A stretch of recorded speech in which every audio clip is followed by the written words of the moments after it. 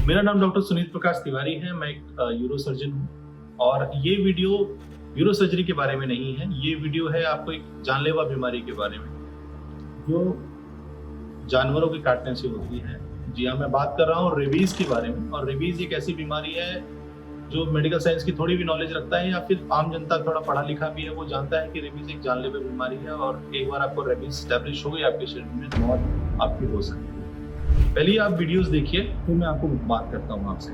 Vaccine लेने की कोई जरूरत है रेबीज की? The answer is no. क्योंकि कुत्ते से आपके बॉडी में, इसके बॉडी में नहीं था रेबीज तो आपके बॉडी में नहीं गया, तो रेबीज को प्रोटेक्शन के लिए किसी भी तरह की चीजों की जरूरत नहीं है। इन वीडियोस में आपको देख के लगता होगा कि ये डॉक्टर फला फला फला है, डॉक्टर तो नाम के आगे लिखा हुआ है, तो इस पर विश्वास भी करेंगे बहुत सारे लोग। सारी जनता तो पढ़ी लिखी है नहीं, बड़े बड़े अस्पताल भी हैं इनके, तो लोग सोचते हैं कि ये डॉक्टर है। अब सच्चाई ये है कि ये कोई डॉक्टर नहीं है।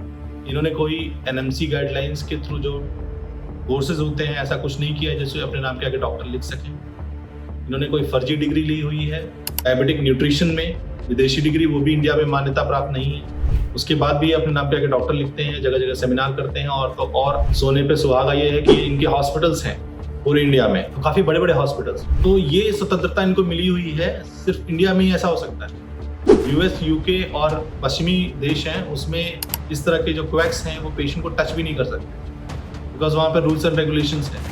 लेकिन यहाँ पर कोई रूल्स एंड रेगुलेशन नहीं है। आप एक जानलेवा बीमारी के बारे में खुले आम भ्रम फैला सकते हैं, लोगों की जान ले सकते हैं उस भ्रम के द्वारा। आपको पता है, अभी रिसेंटली आपने न्यूज देखी होगी कि मेरठ में या बरेली में शायद एक national kabaddi player died because of the rabies. और ऐसा क्यों हुआ?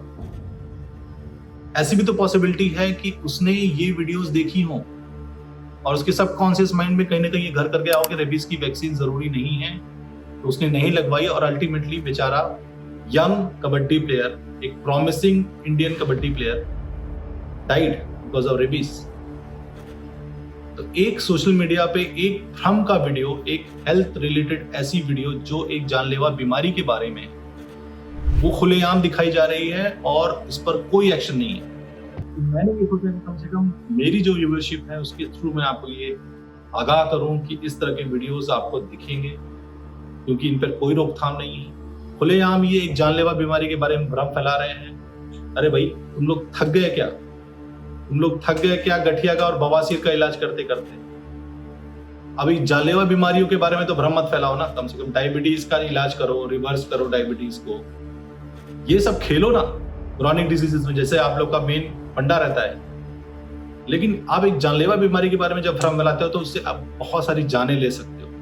और ये बात समझना बहुत जरूरी है आम जनता के लिए, क्योंकि इनको तो हम नहीं रोक सकते, क्योंकि इनका एजेंडा है कि पैसे कमाएं किसी तरीके से, मेन स्ट्रीम ट्रीटमेंट से लोगों को घसीट के अपने सो कॉल्ड 100% गारंटी वाले ट्रीटमेंट में घुसेड़ें और लोगों से पैसे ऐंठें और बाद में उनको मरने के लिए छोड़ दें।